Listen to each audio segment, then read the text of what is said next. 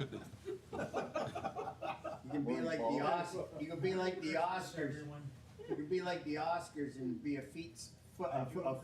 seat filler. Easy for you to say. I know. Thank you. Thank you.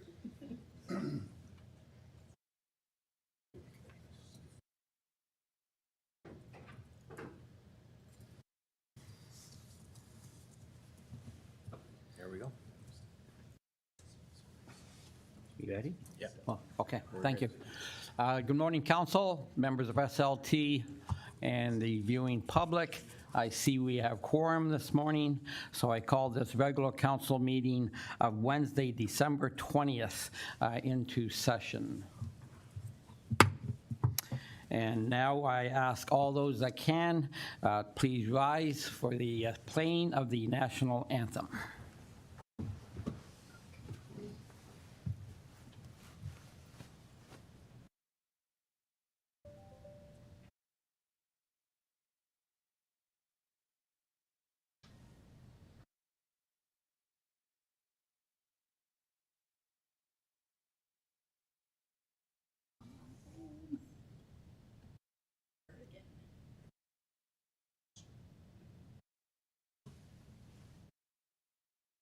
This must be the silent. Take it away, Mark. Yes. This is the hidden nerd version. There we go.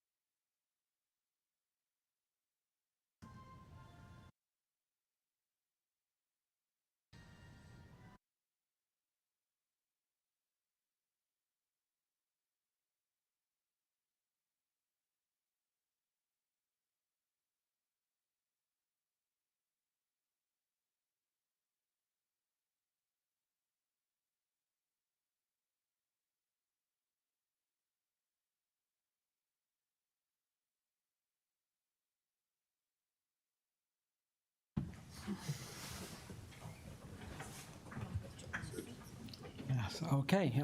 For a while there, I thought we were hearing Silent Night, but anyway. Next on the agenda is the land recognition statement, and this week, this meeting, we have Councilor Olson doing the honors. Thank you, Mr. Mayor.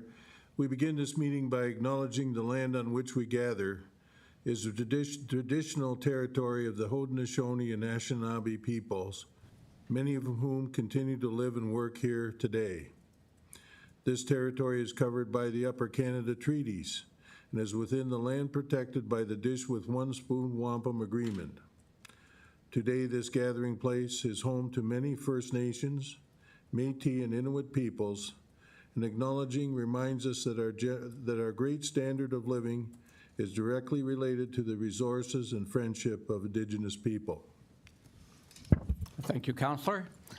Before we move on to the item on the agenda, if I may, at Councillor's indulgence, I'd just like to comment that last weekend was the Fenwick Lions Parade, went off without a hitch. It was great to see so many kids out there.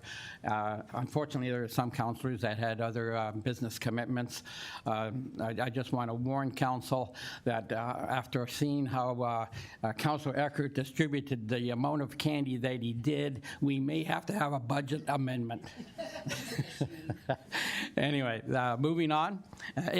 Just final thing. It was a great time had by all, and of course, thank you to staff and the Lions for always making that such a great an event down in Fenwick. Excellent. I turn to the clerk.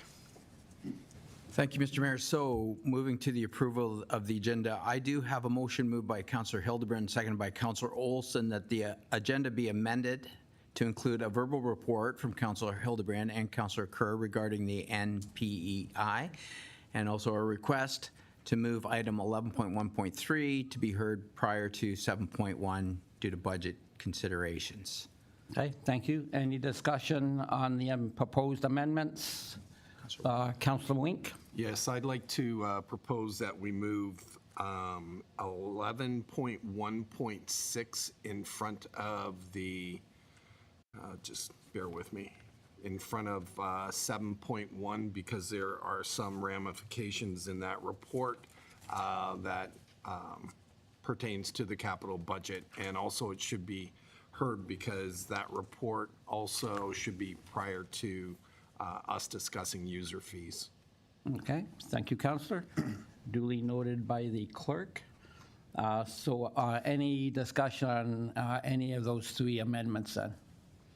Okay, not seeing any. Call the vote. All those in favor?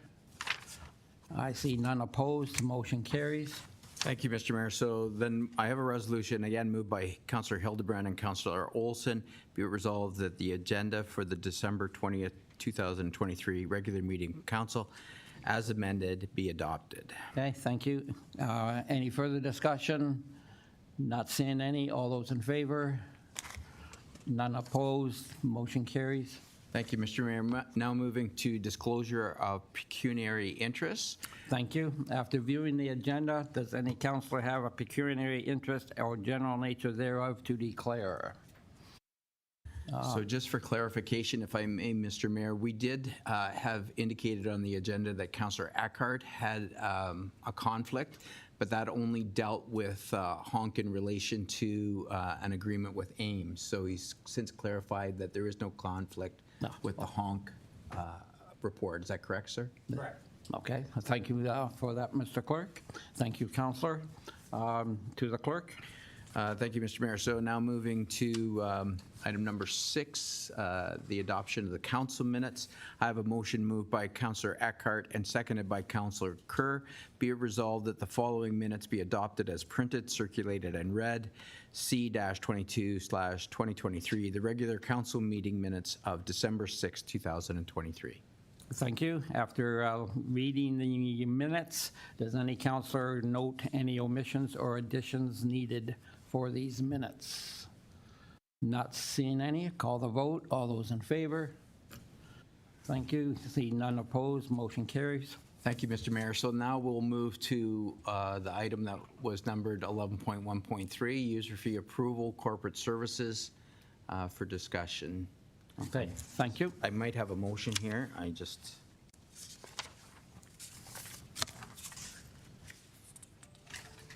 do have a motion. So sorry about that. I have a motion. Sorry, you probably should have 11.1.6 before that because the 11.1.6 prior. should be dealt with before we look at the user fee schedule. Okay, thank you, Councillor Wink. So we can move to 11.1.6. I have a motion moved by Councillor Kerr and seconded by Councillor Wink, that be it resolved that council received the report 2023 honk agreement for overnight parking at the MCC for information, and that council approve the authorized signing authorities for the town of Pelham to enter into a service agreement with Honk Mobile Incorporated effective January 1st, 2023. To you for discussion, Mr. Okay, Mayor. thank you, Mr. Clerk. Any discussion on this agenda item?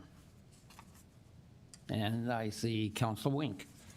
Thank you. Through you, Mr. Mayor. Just to probably CAO, we've been told that a number of residents have expressed desire to park overnight at the MCC. How many people are we looking at approximately? To the CAO? I will partially defer the question to Ms. Van Ravensway, who gets more requests than I do. I've received 3, at least 1 by phone and 2 by email. So I can speak to 3 people who reached out to my office, but Ms. Van Ravensway lives the life, so I'm sure she can give you a more fulsome answer than do I. To the Director of Recreation, Ms. Van Ravensway. Through you, Mr. Mayor, I have personally received about 4 requests, although nightly when we come in, there's at least 8, 10, sometimes 12 cars parked there overnight. Yeah. I can go on, but that's the answer to your question. No, that's fine, thank you. And further to that, what happens with an overnight snow event and the car's not moved, and then we've got big piles of snow in the MCC parking lot? I'll go back to the Director of Recreation, Ms. Van Ravensway. Through you, Mr. Mayor, we would have that issue whether we have this implemented or not.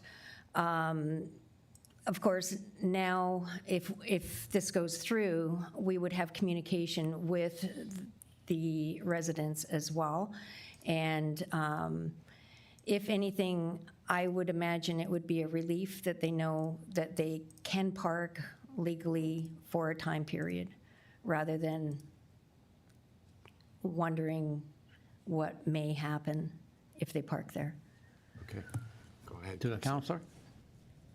I guess following up on the snow removal through you, Mr. Mayor, once there is a fee attached to parking there, does that now put the town in an obligation of snow removal such that they could get their vehicle out in time in the morning? Let's say they had a job, and if the snow hasn't been removed in reasonable time, whether we're obligated because we're renting a space to provide them access to be able to get out. It may seem like a small thing, and I know that stuff is done overnight and that, but that would be one of my concerns if I was paying for a parking spot and suddenly the way the snow has been plowed, I can't get out. Is there a dilemma for the town? Turn to the CAO. I'll give a bit of an answer and then allow the town solicitor to give hers. But look, in non-legalese, we already have that obligation to the entire community on every single road and every single sidewalk, and that's legislated, and we're told how much time we have to clear those things, and nature does or doesn't allow us to hit that time frame. I can tell you that we already have contracts for snow removal at that spot specifically, and we own an entire fleet, and it's not like we leave the MCC to last. It is certainly possible that people get snowed in. In fact, it happens every year in this country, notwithstanding the fact that every municipality I know has a fleet. So I don't mean to trivialize it, but that is, from where I sit, there is some danger to that, but there's danger everywhere, and it's not one that typically leads to liability. We already have responsibility, though, for people to be able to transport themselves during snow events. Okay. To Ms. Sturton. So we'll go to the town solicitor, Ms. Sturton. Thank you, Mr. Mayor. Through you, just in terms of the legal obligation piece, the rental of the parking spots is effectively a contract, and there's no provision in the contract for anything other than the use of space. So we're not imposing on ourselves a legal obligation to provide clear passage just by virtue of someone renting that space, in my view. Okay, thank you. To Councillor, you're good? Okay, thank you. Any other? Let's go to Councillor Nesnick. Thank you and good morning. Through you, Mr. Mayor, I have 3 questions. I just couldn't see, or maybe I missed it, but just asking Ms. Sturton, the length of the contract, is that written in there? To Ms. Sturton. If she knows what the length. Through you, Mr. Mayor, to Councillor Nisnik, I believe that it is a sort of evergreen contract that automatically renews, but that there is I believe it's a 6-month termination notice. I may have that incorrect on this contract because I've looked at a number of contracts for the town lately. But if it is not in there, then there'll be a termination entitlement that would allow us to end it. Okay, thank you. And then just another question with regards to fees. So do we, it said there was a minimum per month, and then do we pay per transaction of parking, or what fees does the town have to pay in addition to the initial cost, Ms. Sturton? if there's any? I think through you, Mr. Mayor, I might defer that question to Mr. Siraj if he's able to answer it, as this was dealt with through that department.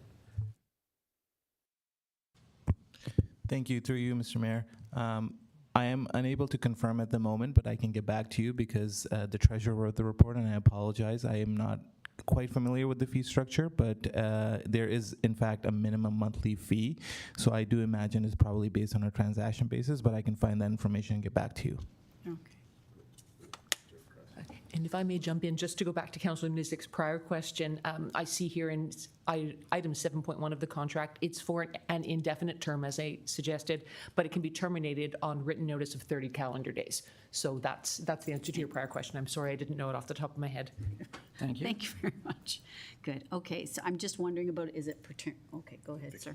Oh, With regard to the fees, we have the minimum of a $250 fee a month, which that is what we would be paying because it's one lot and it's minimal at this time. I'm sure that things will change as things are built up around the MCC. Yeah, it's $250 a month minimum. Councillor? So minimum, so what would maximum be? There is a percentage fee as well as, I believe per lot, I don't want to say, but there is a percentage fee as well, and it's 2%, I believe, very minimum, yeah. I'll turn to the CAO.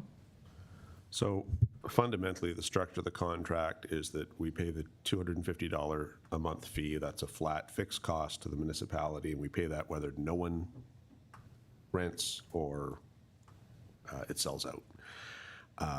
In addition thereto, the residents or visitors, anyone using that service, of course, actually logs in and uses the Honk app, which is what happens at the college and the university and several other municipalities. So Honk will remit the balance. It keeps those 2 points for itself, and then 98% comes back to the municipality. So it doesn't require any direct ongoing effort by the municipality once it's set up, other than on the enforcement side, of course. But people don't actually enter a direct contract with the town. They're paying Honk. And so they have that financial transaction with a credit card typically, and then we get money remitted to us each month. So although in a technical sense we're paying 2%, we never actually see the 2%. What we see is the 98% that comes to us. Right.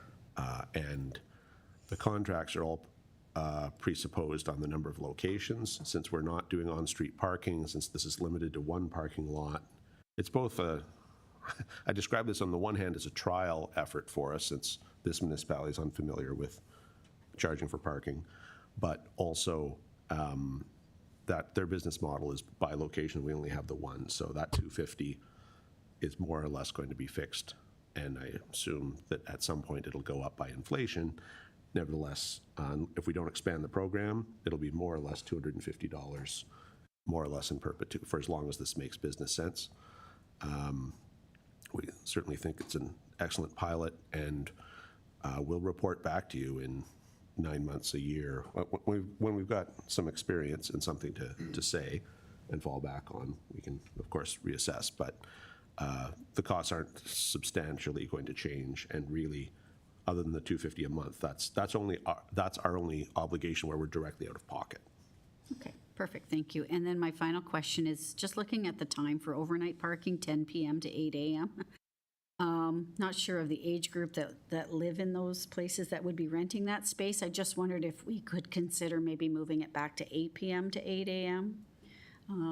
Just because I think 10 p.m. is a bit late, but I know then you don't want to take away parking from the MCC during busy hours. So that's the quandary, right? But just a thought. CAO? So we did consider that, and it's essentially impossible to enforce against individuals who we're open at 10 p.m.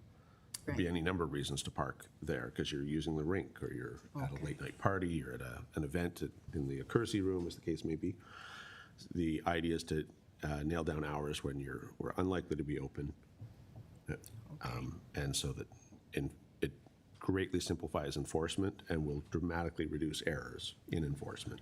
Okay, perfect. So a car could technically park there at 7 PM and they would get 3 hours of basically free parking, and then it goes into effect from the 10 PM to 8 AM. Perfect, okay, I got it. Thank you. Okay, thank you, Councillor. Councillor Olson? Yes, thank you, Mr. Mayor. Through you to the CEO, when do we have that parking study due? I think it's due in 2024 at some point. We were going to do a complete study of parking in the town. At least I thought we were. To the CEO? Well, we did deliver the parking study. It was actually last council it was late in your term. Eventually, one of the clerks will be able to figure out the specific month, but I want to tell you it was a summertime, a warm weather month last calendar year. It was certainly in 22. It was certainly a warm weather month. So although I can't give you the exact date, about a year and a half ago, and that was we don't have any master parking studies currently out. That one reviewed parking across town, and it was the basis ultimately for council's decision to provide additional parking to the shops at Ridgeville, beg pardon, and to move forward with expanding the temporary parking lot, and to look at hours of use, and it became part of the impetus ultimately that leads to this report before you. But there are no outstanding parking studies of which I am aware. Those happen as a site-specific thing, sometimes through the planning process, but as far as master parking, we do already possess that document. Thank you, Mr. CEO. Back to you, Councillor. Yes, Mr. Mayor, I'm confused, I guess, and I could be wrong, but I thought we were going to be talking about the temporary spot at the MCC. Yes. And that's what I'm referring to. Maybe I'm referring to it in the wrong way, but that's what I thought we were going to hear. To the CEO? No, I'm sorry. I'm sure the confusion is mine, Councillor Olson, so I apologize. We are doing a series of open houses. Those are going to be advertised shortly. Our plan is do those in February into March, I want to say, and we've got a couple of dates for that process to try to get feedback from user groups and from residents, et cetera. So that is happening in Q1 next year, and then that will lead to a report likely in Q2 for this council to determine the fate of those lands, parking being one of the options, of course. Councillor? Yes, thank you, Mr. Mayor. That was what I was expecting, because I was going to say that this represents the first paid parking in the town, and I think it deserves greater attention than to do this. But nonetheless, your words, not to jump on the CAO's words of pilot project and trial project, why would we not create a manual system for this and have people just come in? If there's only 4 or 8 people who are coming in, why wouldn't they come into the town hall and buy a thing to hang on the windshield or put on the dash? I don't think it makes a difference in enforcement, but I think it's a cheaper way of going, and it could be something that's done to test this out. And then when you make the manual system work, go to the automated system. That would be my suggestion. To the CAO? Well, respectfully, I think that's partially a moot point in that you've already directed us to sort of take that step. But if I'm wrong about that, my answer is user convenience. We don't know the entire population we're capturing. We're aware that people have approached us, so there are people who want to give us money in return for being able to park. So that's a population that exists. How many overnight visitors those people have, and as housing expands in the area, one assumes the demand for that will go up. But if you only need to park 2 or 3 nights a week, then you don't ever have to deal with the civil service. You don't ever have to come in during our hours of operation. You don't ever have to talk to anyone. You just hit a button on your phone and say, I mean, I'm not here to sell honk per se, although we have endorsed it as a model, but it and its competitors are all fairly user-friendly, and I don't ever have to interact with the college or the town of Niagara-on-the-Lake. Just hit a button and it's paid and it's taken care of. So it allows people the flexibility of just 3 or 4 nights a month, which is be $10, $30 or $40, or pay for the whole month. But it gives people flexibility and they don't have to interact with government. And I generally think, personally, I like using it as a user when I go to other communities. But so I hope that suffices. All I can say is because we have a 30-day opt-out, we think this is going to be very successful. Understand that we didn't bring it to you because we thought it would fail. But if we're wrong and it turns out that it's a bad experience, we have a 30-day window to get out and we could discontinue if it is a bad experience. So that's why I call it a trial. It's not a trial at law. It's just, I think, a practical and new experience for us. We think it'll be popular with the users and residents. To you, Councillor.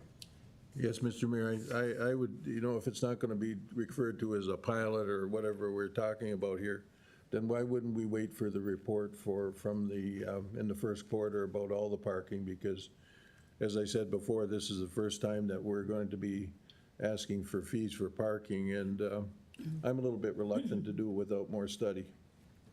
Okay, thank you, Councillor. Any other, we'll go back to Councillor Kerr. I'm fully supportive of this as a user, having gone to Niagara-on-the-Lake and suddenly come across a spot having the electronic capacity to pay for parking. There's a large number of other municipalities that are doing it. This is not a town-wide, every parking lot, every spot decision that we're making. This is the MCC, not a tremendous number of things. In chatting with other colleagues, the flexibility of it, if someone's visiting and wants a overnight parking spot that they don't have available to them, it's not necessarily those people directly adjacent to the MCC, but others, or a person that chooses to decide for safety reasons that they want to leave their vehicle behind, pay for a parking spot and go home. Those kind of things come into play. So I'm very much supportive, as I say, as a user, similar to the CAO. I think this is the right way to go. It's a start. It's not a massive thing for the town. And I think it's about time. The only question I had to it is it going to be any parking spot within the MCC facility would be available to this, or are we going to try and encourage people to find specific spots? I know that's not an easy thing to do, but just an idea. I think that's a great question, Councillor. I'll go to back to Director of Recreation, Ms. Ravensway. Thank you, Mr. Mayor. No, it would be if wherever you can find a spot, you're welcome to park there. Yeah. Okay, yep, thank you, Councillor. With that being the case, we'll definitely have to look at making or ensuring that signage is up in a lot of places around the MCC, such that people will know this exists. Just the worst thing in the world is I didn't know. So I guess that's my only suggestion for it. Okay, thank you, Councillor. Councillor Eckert. Thank you, Mr. Mayor. I am in support of this. I think if we want this project to work, I think we have to make it as easy as possible for people. Most people have a cell phone. I've used this, I believe, at Brock University and other places. It's very simple once it was explained to me. My concern is in and around enforcement, and I guess this is going to go to the chief, whether there's been discussions. My concern is that if we have 4 or 5 people right now that are interested in parking, but according to our director, we have 10 or 12 vehicles in the lot on a regular basis. And if they're only there from 11 to 7, let's say, which is outside, I think, the normal business hours of bylaw, how do we enforce this? Is it going to be, obviously would be complaint generated, but you know, is it staff that's going to come into the MCC and see these vehicles parked there, and then who do they report to? And then, to me, I think it's a fine committing thing, so if by the time it gets to bylaw, if bylaw goes over there and the cars aren't there, nobody's getting charged. So what is our plan on enforcement of this? Because the people that are paying, Yeah. you know, they're going to say, well, what am I paying for if my neighbor's parking 2 cars there and he's never getting a ticket, so. Okay, so I see Ms. Van Mavensway. I would much rather we move in closed session to answer your question, which we certainly could do for either security, the law enforcement and security of the property both apply. Okay. So I'd ask that you consider a motion to move in camera. It'll only be for 3 or 4 minutes. Sorry, unless you have lots of follow-up questions. Yes. But we can provide you with a very candid answer. Okay. Otherwise, I would ask you to reconsider the last report where we made some reference to that in a public document, as you prefer. Okay. Councillor Eckert? I don't think there's a need to move into camera. I think I've planted the seed, and it appears to me that there have been discussions about this, so I don't see that there's a need to move into camera, and I'll withdraw those questions. No. Okay, very good. Thank you, Councillor. Any other questions? Councillor Hildebrand? Through you, Mr. Mayor. Yeah, I'm totally in favor of electronic monitoring of parking using honk. I think technology is the way to go. I use technology as much as I can, and it sure has benefited me a lot. So I'm in favor of this kind of application. Thank you. Okay, thank you. Councillor Olson? Yes, thank you, Mr. Mayor, and through you to the CEO. Now, when this same problem exists a couple of places in town where people use our lots to park overnight, will we be notified on every time that we have to, we're going to put this, if we're going to put this into place on each and individual lot? To the CEO? You have only provided us with authority and direction to look at parking in this one location, and that is all we have done. It is not specifically meant to be a Trojan horse to bring paid parking to the rest of the community. That being said, eventually, if the town continues to grow, I imagine there will be demand at some point in time in the future. There's a great difference between a village and a city, and we are neither of those things, in fact.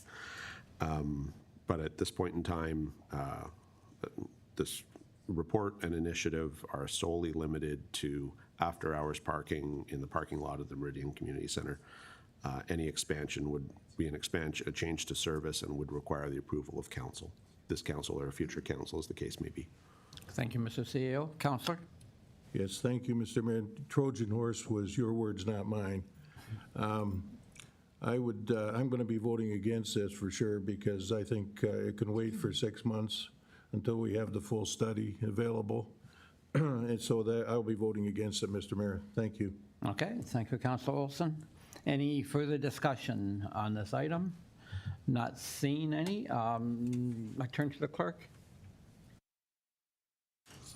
Yes, thank you. So we do have a motion moved and seconded. If there's no further discussion, you can proceed with the vote. Okay, excellent. Can you read it again, please? I can. Be it resolved that council receive the report, the honk agreement for overnight parking, and that council approve the authorized signing authorities for the town, enter into the service agreement with Honk Mobile, Inc., effective January 1st, 2024. Okay, thank you very much. Any further discussion? Not seeing any. All those in favor? Any opposed? Motion carries. Thank you. Thank you, Mr. Mayor. So now moving to item that was numbered 11.1.3, I have a motion moved by Councillor Wink and seconded by Councillor Kerr. Be it resolved that council receive report 2023-0265, 2024 user fees and charges report for information, and that council receives the report, user fees and charges, and gives consideration to adopting the bylaw 71-2023 later in the agenda. Okay, thank you. Comments? Councillor Hildebrand. Through you, Mr. Mayor.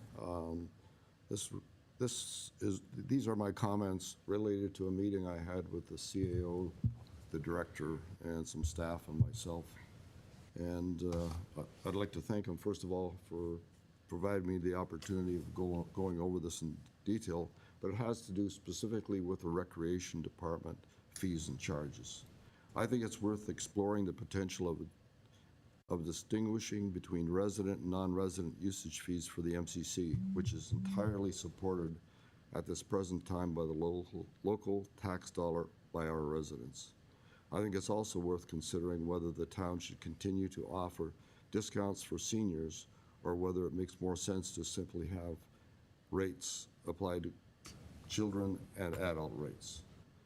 The other thing I'm considering is that the seniors that are using our facility largely have income to support paying adult fees. I know this because my wife participates in many of these events and I do as well. So I think that people that are using these facilities in general, I'm talking about the individual events like tennis and pickleball and volleyball and this kind of stuff, that these people are affluent enough in our town to afford the dollar or two extra that it's going to cost them. The other thing I'd like reviewed is, because I'm on the U.S. Working Committee, is that staff should review the underlying hydro utility usage and related fees for outdoor facilities associated to lighting. Question is, are we recovering the real cost? Is the town being equitable across the sports? For instance, baseball pays $13.50 an hour, soccer pays $32 an hour. After reviewing the charges of all the facilities, and the cost of lights at our facilities is considerable. It's probably the third highest of our utility bills in the town.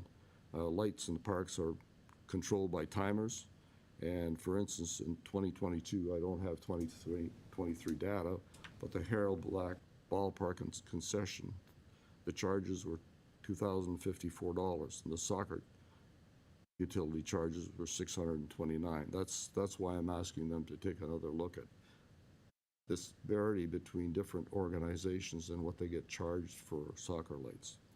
I'm also aware from this meeting that there was a staff report on the MCC facility usage coming somewhere around March of '24. And we'd like to see an in-depth business case analysis of the fees associated with the RCW programming included in the report, or as a separate report, but on the same agenda. And I'm either prepared to bring a motion or just provide direction as council deems necessary on this subject. Thank you, Mr. Mayor. Okay. Possibly the director now could make some comments as well, because Okay. she's got some exciting plans coming up for January the 1st. Thank you. Before I go to the director, if I may just make one comment, we have to realize that, yes, the average income of this town is $146. That means that there's a lot of people on top of that, but let's remember that there's a lot of people below that. And I sure would hate to see this council take any action that would exclude 10 or 20% of the population from using our facilities. So I realize that we have a high average, but let's keep in mind that there's a lot of people below that average. I'd just like to point that out. And will now return to the Director of Recreation, Ms. Van Avonsway. Through you, Mr. Mayor. Yes, we did have a meeting this week regarding our proposed fees and charges, and it was a wonderful discussion. We are looking at, as Councillor Hildebrand indicated, we are looking at the 2023 utility bills for the summer rates, and we will review them, and we may come back with a proposed new rates for 2025. With regard to programming at the MCC, we will be implementing a whole avenue of additional programming, as well as we do have a membership that we offer now for drop-in programs. You will see in the user fees and charges schedule that we have increased that fee to $100, and we have also included Shinny in that, which we have never had a membership for the ice activities. But this is a request we've had from the Shinny players, so that will also be implemented. The advantage to offering the memberships is the tap process, and many times everyone seems to arrive at the exact time, and we have lineups. So it's a quick way of processing the players. What else? One thing I did want to indicate to council, it is important that the fees that we have for the summer registrations, baseball, soccer, for rentals, as well as summer ice, those registrations are starting early in the new year. By February, you already have soccer registrations, ball registrations. So it's important that the organizations know how much they're charging, or how much they will be charged for fields and diamonds prior to their, setting their fees and rates. Yes. If there's any further information? I'll We will. turn to Councilor Hildebrand. Yeah. That's excellent. We're not changing anything right now. Basically, we're asking for a study. I think that's the bottom answer. Okay, yep, thank you. Anything? Nope, I'll go to Councilor Kirk. Through you, Mr. Mayor, I fully support Councillor Hildebrand's suggestions for review. And part of this comes back to people refer, and it was made in a prior meeting, of the fact that the Meridian Center is the jewel of the peninsula that draws everyone from around the peninsula, but the bulk of its existence falls to 7,500 ratepayers in the town of Pelham to keep that machine operating. And we know that there's public good in everything. I think we do have to look at the non-resident situation, because in looking at other expenses that are brought in for resurfacing floors and redoing this is all based on usage. And if we find that 30% or 40% of the usage is a non-resident that really is not helping to pay for that, it's the taxpayers of Pelham. To be honest, I'd like to have a benefit of being a ratepayer in the town of Pelham, of using the facility, compared to someone else who's not fully supporting the facility. Yes, there are user fees and things, but I think it's something worthwhile to look at and investigate. It's not an uncommon practice in a large number of areas to have differential pricing based on resident status. When you go into the city of Toronto, when you go into the city of Hamilton, they do have that for a variety of things. It's not great amounts, but I think in this era, every little bit helps. So thank you, Mr. Mayor. Okay, thank you, Councilor. Councilor Olson? Yes, thank you, Mr. Mayor. I think I could bring myself to support something with the non-resident fee myself. I wouldn't be supportive of anything that impacts youth, because we've got some terrific sports associations in the town. And I wouldn't want to put any more impediments and barriers than they already have. They're doing a great job for us. And my third level would be seniors, because this whole thing about the pandemic and COVID, and we've had lessons to be learned about loneliness and isolation. And I think that the Recreation Committee, your department, has done a terrific job of coming up with new programs that are interesting to people. So that would be my position, I think, in the future if it came back. Okay, thank you. Any further discussion? Councilor Eckert? Thank you, Mr. Mayor. I am generally in support of Councillor Hildebrand's request. I think we're not springing this on anyone at the last minute to impact soccer or baseball associations, so that have already set their fee structures for this year perhaps, and now they have to go back and say, well, we want more money. So the whole idea of this is to get a report in. It may well be that it's not a good idea to increase the fees for seniors and that sort of thing, but let's find out. And so that's why I'm in support of this. And especially if we're looking at pushing this out to perhaps 2025, not this year. Okay, thank you, Councillor. Any other comments? I'll go to Councillor Nisnik. Thank you, yeah. I'll just put in my 2 cents here. Yeah, I think a study, I can certainly support looking at a study and looking at those. However, I just want to say right now, I'm not a huge favor or fan of resident versus non-resident fees. I grew up skating in Welland my whole life, never had to pay an additional fee. Our children skated in Niagara Falls. We did soccer in St. Catharines and never had to pay any additional fees. And I think due to COVID, we're just getting back on our feet, and we want to be a welcoming and interactive community that welcomes all folks to the wonderful MCC as well as all of our athletics. So not a huge proponent of the resident versus non-resident fee at this point, but I think a study is worthwhile, and maybe you can convince me otherwise. Thank you. Okay, thank you, Councillor. I'll go back to Councillor Kerr. I just want to be sure, this is about all user fees, correct? Not just the MCC? To the recreation?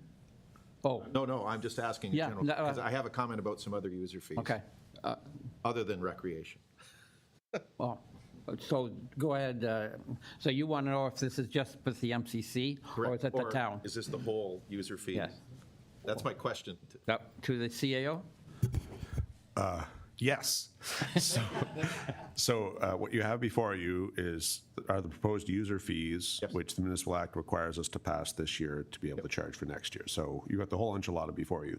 Gotcha. But specifically, Councillor Hildebrand's initiative is that we do a deeper dive on RCW-related fees contained within the larger document within the parameters you've just discussed. So if you want us to do a deeper dive on everything, we do, in fairness to us, we do actually review and put some thought into some of these things, but the depth of the dive varies for a whole bunch of pretty valid reasons, depending on the nature of the fee, how often it gets utilized, et cetera, our understanding of our own cost structure.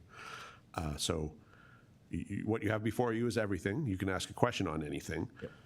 What Councillor Hildebrand is suggesting is you can either, and to come back to Councillor Hildebrand's sort of original commentary, you can either pass a motion and direct us to, or assume that we've taken direction from your debate and that we will include those things for RCW. If you want more than RCW, you should definitely pass a motion. If you're content with us limiting our deep dive to RCW-related fees, I don't think there's any particular need for you to do anything. We've all heard you. As you prefer, of course. So your question's not limited, but the deep dive at the moment is limited RCW. Councillor? I still have a question. Go ahead. That's fine, and it's nothing serious. It's just that I always look at what are new fees being charged when I went through the document. And this was to do with fire and bylaw services. And the one that caught my eye was about menu board signs and mobile signs, in that there had never been fees charged in the past, and now they're going to be charged in the future. I'm just trying to think of, there's a large number of entities that use menu boards and mobile signs, and making them aware of these fees rather than just, if they're so used to being able to do it without it, and that as long as there's a process to help those people. I'm thinking there's a lot of farm sales operations and everything that put the infamous sandwich boards out, and suddenly there's a fee attached to it. It's just how to make them aware of this, that's all. I'm not asking for a full-scale review, I'm just... Let me go to the town solicitor. Thank you, Mr. Mayor. Through you, the reason for those changes, Councillor, is that we revamped the sign bylaw, as Council will recall. So it's effectively terminology changes. It was intended, the way signs are defined and described in the new bylaw has been changed to reflect sort of the reality on the ground. So while they appear to be new fees, in fact, it has simply to do with the terminology, that the type of sign that's being described, to make it consistent with the new sign bylaw. Councillor? I'll have to say, okay. I'm still confused. So is there an inference that people that had a mobile sign that now matches the new terminology had been paying in the past? To the solicitor? Through you, Mr. Mayor, that's my understanding, that all signs that will be subject to fees currently were previously subject to fees. We're not introducing new fees, but rather it's just to bring it into consistency with the terminology used in our new and much improved sign bylaw. Thank you. And if I may, I believe that agriculture businesses, or businesses mostly of agriculture, were exempt from fees. Am I correct in that? Or is that, or not? Through you, Mr. Mayor, I'm not certain that all fees would be exempt. There are certain bylaws, of course, that don't apply to normal farm operations and agriculture and so on. I don't know offhand whether the sign bylaw is one of those, but that's fine then. Certainly there are exemptions on a case-by-case basis for bylaws. Okay, that's fine. Thank you. Any other, Councilor Wink? Yes, so I assume that if there's a new fee being charged, bylaw officers aren't looking at charging a fine immediately, that they would have conversation with the business owner or whomever to say, like, you can't do this, you got so many days to remove it and whatever. We're not out to fine everybody just to pad our coffers. I'll go to the chief on that one. To you, Mr. Mayor. Is this still, you're talking about signs? Yeah. With the exception of Roll in the Road, we are pretty forgiving. So just kidding. Anyways, I would say in the last 12 years, we have never fined a person or business about a sign. Everybody is very cooperative. We're lots of leeway. We explain the rules very closely, and we've never really been pushed to the limit where we issue a citation. Councilor? Good. Okay, thank you for that, Chief. Any other comments on this agenda item? If not, I'll call the vote. All those in favor? Any opposed? Motion carries. Thank you, Mr. Mayor. For those of you trying to follow, we'll now be returning to our regularly scheduled program. And we'll be moving to item 7.1 on the agenda. So I have a motion moved by Councillor Kerr and seconded by Councillor Wink.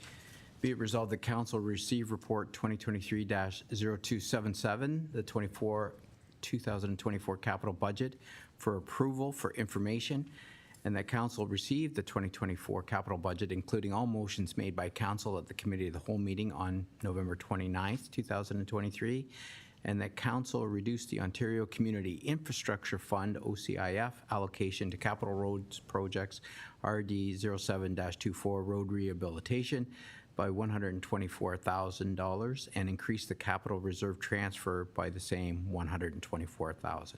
To you for discussion, Mr. Mayor. Thank you. Any discussion on this item? Councilor Hildebrand. Through you, Mr. Mayor. And we had another meeting. There we go. And we had a meeting with the Director of Public Works, the manager, our mayor, our Councilor Olson, and myself with regards to page 58 and 59 of the capital budget, which is a $300,000 expenditure on stormwater ponds. We wanted to clearly define the capital budget request for $300,000 because it's just one item, $1. And what we went back to is the three documents that were reviewed. The consultant's report, the staff report, and obviously the capital budget request here. The staff report for 2024 that we got had 4 ponds being addressed, 3 at Lookout to have the clay liner design done, $40,000 each, and Timber Creek stormwater pond sediment removal. That was the staff report that we got. The consultant's report, we looked at those ponds, and we looked at the 3 ponds in the Lookout area, and we concluded that the consultant's report did not provide enough detail to require a redesign of the clay liner at this present time. So that was 3 times $40,000 that we decided would not be spent there. Now, with regards to the second item, which was the sediment removal at the Timber Creek stormwater pond, the town has never done this before. This is the first time at it. And the budget breakdown that the department provided of 300,000 was just a budget allocation, we found out, per year that they put in the budget. So it wasn't, there was no details provided because we've never done it before, and that's not something they had any information from past work. So basically, the meeting was summarized on this, that the engineering design for stormwater ponds needed to be updated. There was going to be an educational program for the residents and possible signage around the pond to be placed in order to reduce the problem we have with, that the residents have, is the extreme smell coming from the pond. That's really the residents' concern. The smell is horrendous during the summertime when the weather gets warm. And we want to make sure that when we do whatever we're going to do, it totally addresses that problem, just other than just removing the sediment. The budget for $300,000 is to be kept in the capital budget and identified as Timber Creek. And the director said we're going to be provided with detailed progress to council during the process to keep us up to date as to where we are and how the program is proceeding with the stormwater pond at the Timber Creek location. So that's just a clarification of the $300,000 expenditure request that I will be approving. Okay. Thank you, Councilor Hildebrand. If I may go to Mr. Cook, and any comments on, you weren't at that meeting, so it's kind of, it'll be a new endeavor for your, for Public Works, getting into these ponds, of which we have several. Any comments you'd like to add? Just trying to put you on the spot. Through the mayor, I can pass this off to the manager of engineering who's on the call. I'm happy to put that on him if he has any further comment. That would be great. Okay, thank you.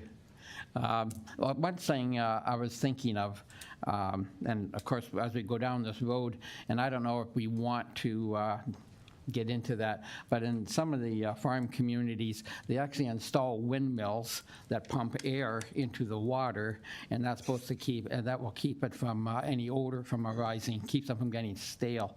I don't know, I didn't ask those consultants that we had that report from if they've ever installed that in a stormwater pond anywhere in the province. I know it ends up being one more thing that can be vandalized, one more thing you got to keep working. Maybe it'll be something that we can look at down the road if indeed this action still keeps that pond giving us complaints on odor. Maybe that will be, it's relatively a cheap fix if that is what's down the road required. Sure, thank you. Any other, I'm sorry. Go to Derek. Oh, I'm sorry. Yeah, I was wondering. Derek, Mr. Young, I'm sorry. Go ahead. You were indeed at the meeting. Any comments? Thank you, Mr. Mayor. Through you, I mean, Timber Creek itself is the algae is predominantly caused by the deposits of sediment and the shallowness of the water. Once the pond is cleaned out, the algae should dissipate and the smell should disappear as well. However, one of the other items the consultant pointed out was a lot of grass cuttings were ending up in the pond, which didn't help. So that's the information that we'll be putting out to the residents in the area. Excellent. Thank you for that. Any other comments on this item?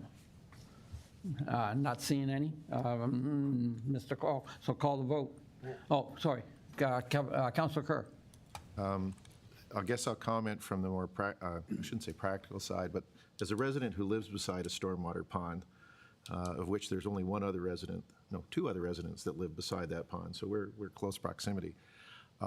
It's really important to learn from this particular process. I understand that there's a need for it.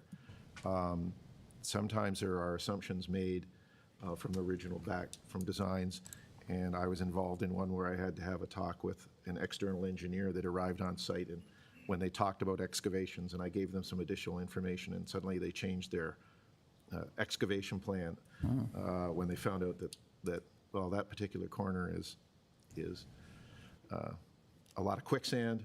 If you dig that out, it's going to slump. And at that time, I wasn't on council and suggested to them that there could be some legal ramifications if suddenly property started to vanish. They took that to heart, and I'm hoping with this particular endeavor that there's an encouragement from, I always say, local knowledge of soil types and other things come into play and can assist in this manner. I agree with Councillor Hildebrand.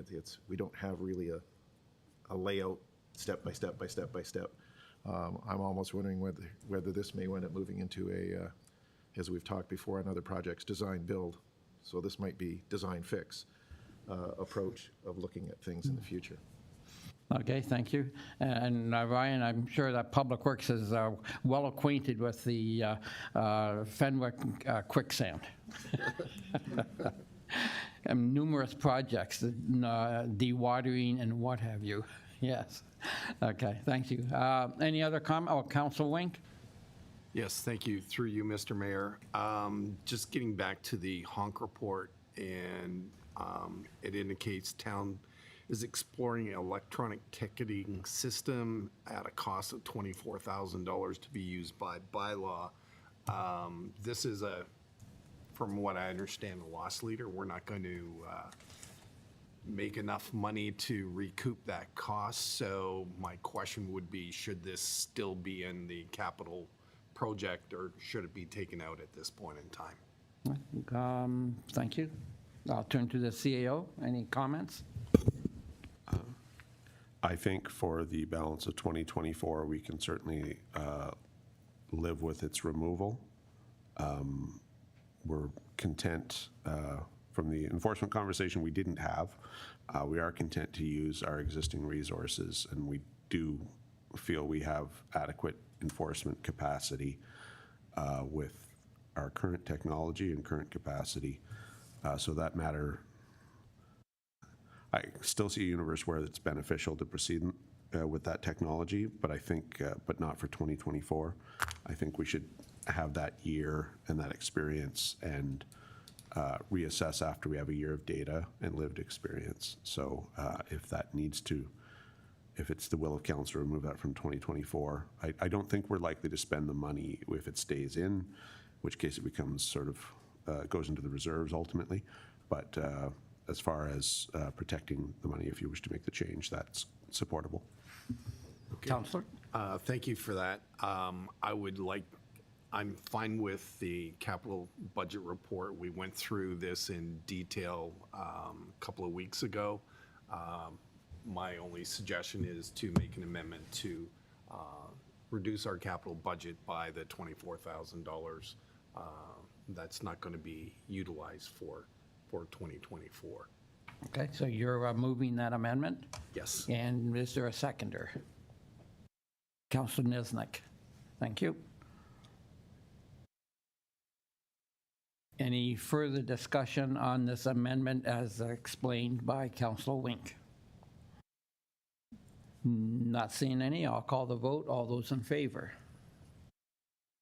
Thank you. None opposed. Motion carries. Thank you, Councillor. You still have the floor. Any other comments? No, that's fine. Thank you, Mayor. Okay, thank you. Any other comments on the original motion and the, on the original amended motion now? Councillor Olson. Yes, thank you, Mr. Mayor. I'm persuaded that we've got a excellent budget here as amended. I think that was it's got a future to it. It's got a long-term plan now to look at the stormwater management ponds. I think it's got a very near future to in saying that we've got our bridges and culverts. They've been established and repaired to a great extent. So we're in a pretty good position to have a budget to deal with some more of the other problems that fit into the town. So I'm going to vote in favor. Okay, thank you, Councillor. Any further comments? Not seeing any. I'll call the question. All those in favor? I see none, none opposed. Motion carries. Who's the clerk? Thank you, Mr. Mayor. Move now to item number 8. This is the section where if there's anything on the consent agenda that a member of council would like to lift for separate consideration, this would be the time to identify it. If not, we'll move on to the consent agenda itself. Okay, thank you. Is there any item on the consent agenda that any councillor would like to lift? Not seeing any, Mr. Clerk. Okay, Mr. Mayor, so then proceeding, I have a motion moved by Councillor Eckert and seconded by Councillor Wink. Be it resolved that the consent agenda items as listed on the December 20th, 2024 council agenda be received and the recommendations contained therein be approved. Now, if you really want to deal with items 9.11 and 9.12 first, the recommendations from the Committee of Whole for Council. Okay, excellent. So is there any councillor that would like to comment on 9.1 down to 9.2? And I would like to, and I'm going to be stretching the bounds perhaps. 9.1 did mention mention in passing LED lights, the fact that we were going to quit the one program. But that brings me, if I may ask Mr. Cook, I've seen several emails from residents to councillors. They're not happy with the lighting that the new LEDs are providing. Either it's not directed the right way or else it's not bright enough. Are you, is your department aware of these complaints, and are we able to work with the installer to bring satisfaction to the residents? Yeah, through you, Mr. Mayor, we are aware of some of the complaints that have been received regarding the LED conversion. And a lot of them are either, and we hear that all the time, so it's not just during this, but people either feel that the lights are either too bright or they're not bright enough. We tend to hear that they're not bright enough for people that are depending on street lighting for their own protection of property. And really the function of that street light is to provide illumination of the road surface and sidewalk beside. So we do have to balance those two things. And so we've reached out to the LED provider to ask if there is a way of increasing light in some certain areas.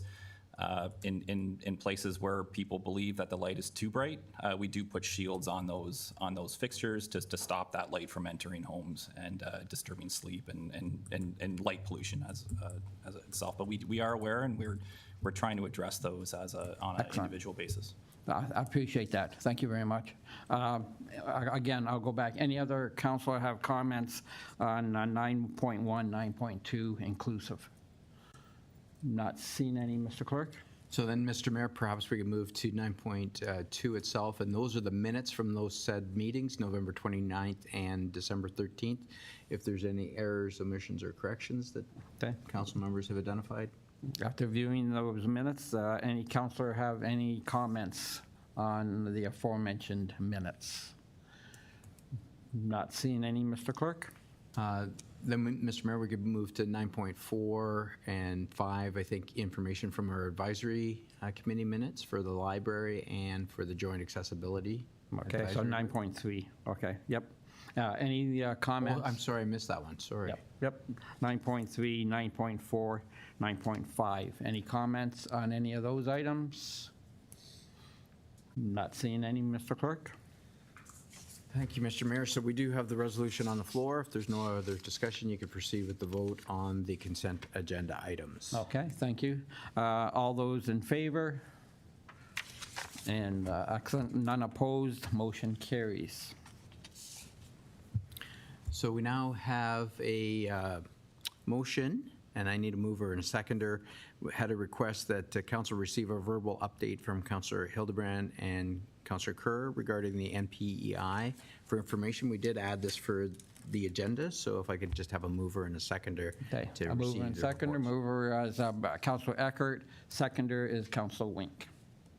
Thank you. So back to you and the presenters, Mr. Mayor. Okay, this should be interesting. We've never had a duo presentation. I guess it's always good to get good news relative to NPEI. A letter was sent to the CAO, the mayor, and to all of us, but it only came by email yesterday to me in informal status from the manager at NPEI. They issued a dividend of $561,000 that went to Penn West this year, included their regular dividend plus a special dividend for 2023. Of particular note was the fact there were some people who had concern about the dividends from Penn West, et cetera, that I found out that the 1 year that a dividend was not issued relative to the town, it was highly suggested to them not to issue a dividend because it was in the middle of the pandemic. And they were told from the OEB that this would not look particularly well to be issuing dividends when everyone else was tightening their belts. So there has been a degree of catch-up with this.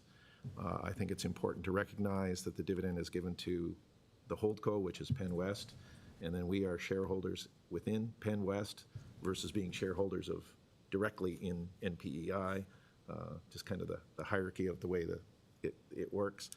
But I wanted to bring that to the attention. And the only question that I had, I know the check was delivered, but I have no idea where it shows up in our budget tallies as to where within, as a revenue part of the stream. I don't see any specific line item relative to that. So I will turn to the Deputy Treasurer. Comments on that, please? Thank you. Through you, Mr. Mayor. So due to the uncertainty of when we would receive a dividend or if we would receive one at all, we don't actually budget for it. So you won't see it in the budget, but it is part of the financial statements. It is in our bank, and it is part of the overall financial reporting that we do at the end of the year. Councillor? Yes, I guess because it came so late, I knew that you can't see the actual dollar figure appear by itself. It's embedded within something. So, I mean, they're from what my understanding and being a newbie, you ask the questions, and the intention is every year to issue dividends. I recognize that there's no set value amount, but I think right now with the let's say the massive push within the province of going to electrical utilities, EVs, everything, and the new hospital, et cetera, NPEI is in a very interesting position of expansion, and they're undergoing reviews internally as a result of this because demand is going nowhere but up, and it's going to escalate at a rather dramatic intent at this point. So I just thought I'd pass that along to council. No, that's the kind of information this council loves to hear, Councillor. Now we'll go to Councillor Hildebrand. Thank you. I'd like to add something to that budget thing. I think we should be planning and having something in our budget report with regards to dividends. I think that's an important thing to have, and hopefully in the future we can have that as part of our capital budgets or operating budgets or wherever. Because, you know, for us as councillors to only see the information, if we can even find it, on the financial report at the end of the year, you know, probably the guys on the Finance Audit Committee see it, but, you know, the rest of us may not be cognizant that that number is in there or what the number is, because it is a significant number. You know, it's reaching this six-figure digit. So it does contribute to our capital budget. So maybe we can have some discussion about that. But I want to talk about the next part of it is that we have a lot of meetings with NPEI, and one of the things we talked about was the green button. I don't know if you've seen the issue or the notice on TV that that's a hydro provider, is supposed to have a green button solution on your if you deal with your providers electronically and go on site and monitor your data that way. There's a green button solution. The great news about NPEI is we had a demonstration of the access to data that NPEI provides that both Councillor Kerr and myself were never aware of. They provide complete data analysis of all of our accounts, and you would be surprised at the number of hydro accounts that we have in the town with NPEI. You'd be surprised that we have 41 electrical accounts in total for the whole town. It shocked me when I first started looking at these things, the number of NPEI. But the great issue or demonstration we're going to have this afternoon tying in our IT department with this information is that the fact is that every account that we have, they provide a data analysis to any extent over the last couple of years of our account. You can tell per day, per hour, per whatever. Right now with Hydro One, what we do at the MCC, they give us a data dump once a week, every 15 minutes, and it's a real data dump of a lot of data. It is a dump.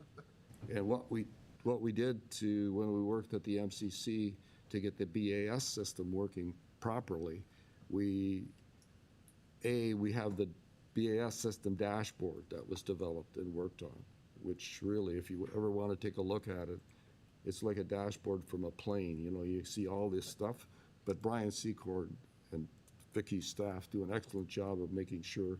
And every week, the IT department takes this data through a program and puts it in a graph form, which staff get and Councilor Olson and I get. So we know from the start of the operation of the MCC till today on that facility what our electrical usage is and our pattern. And every time we did a BAS adjustment during this process of optimizing the electricity usage, we actually used that data dump, which gives you 15-minute segments of all the KVA and KWH hours. We use that to analyze, okay, if the operator did this, we changed this, what would it do to our electricity usage? And it's like driving a car. You know, if you've got my Toyota has this green button that shows me when I'm driving economically. So if you don't drive with my wife, you see the green button all the time. That's just the way it is. You know, I try and encourage conservatism. She's trying to get there whenever quick as she can. Anyway, we're having a meeting this afternoon with IT to introduce them to the IT department at NPI and the data that's available on all our accounts. So whether you're at the town hall here, or you're at the library, or you're at the Pelham Churchill crosswalk, we can see the energy usage and we can see the graph and we can see all the data over the last 2 years. So I'm excited about this stuff, and I'm hoping that all these little improvements will help our communication. Also, in the end, we found at the MCC, when you see this graph every week, it's amazing how the staff like seeing it, to see the impact that they're having. And I personally get excited about it. You know, it's one of those things that excites me. Thank you. Okay, thank you, Councilor Hildebrand. Any further comments? I'll go ahead, Councilor Kerr. And just so everyone's aware, the green button is to be for all electrical providers. So this will be Hydro One. If you went and travel in the peninsula and find out there's Electra, there's all the different, they all have to have this green button. It was actually provincial legislation that was put in place. The minor glitch in it was that you're supposed to be able to download an app, which is there, and the province has not enforced having the app available yet. So we're required to have green button as an electrical utility, but the province mandated this, but they never followed up on theirs. So just so you're aware that if you go to look for it and want to punch a button and you get a blank screen, then you'll understand kind of what's going on. But it is highly useful. It's amazing stuff, and it's worthwhile. Okay, so small steps, indeed. Do we, go back to Councilor Hildebrand, is there a charge for getting all this data, or is that provided by the electricity provider? From NPEI, it's completely free. And not only that, they can actually take all of our accounts, which are in the neighborhood of about 16 that we have with NPEI. They're actually able to put those all on one screen for us.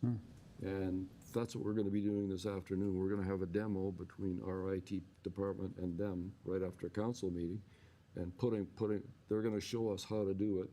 And we got our IT manager available, and we're going to be just taking a look what information we can get and how useful it is. But any of the NPI customers, which are 1,350 in the town, could also access this for their accounts as well. These are, I think, as board members or directors of NPEI, one of the things we found out is that sometimes communication has not been the best from all of our providers. And I think that one of the things we're going to try and really work on is communication. Because there are a lot of towns, a lot of tools and availability that people have to reduce their costs or look at their bills or all this kind of stuff.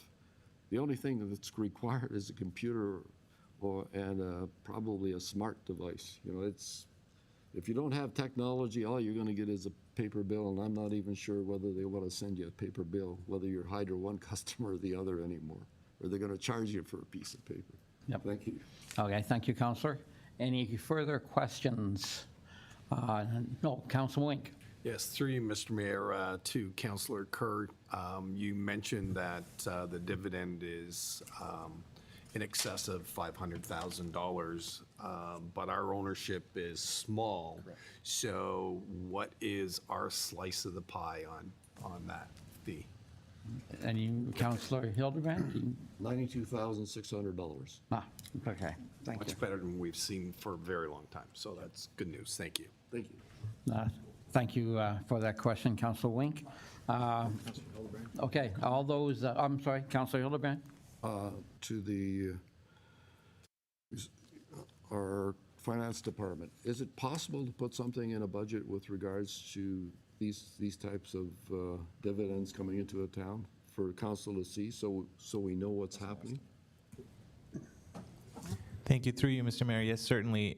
We can definitely look at adding a budget item in the future budget so we can clearly see the amount budgeted and the amount received from a year-to-year basis. Thank you for that. Any other further discussion? If not, I'll call the vote. All those in favor? I see none opposed. Motion passes. And perhaps we're into an hour and a half. Perhaps be a good time to take a 5-minute bio break, and we'll be back in 5 minutes. Thank you.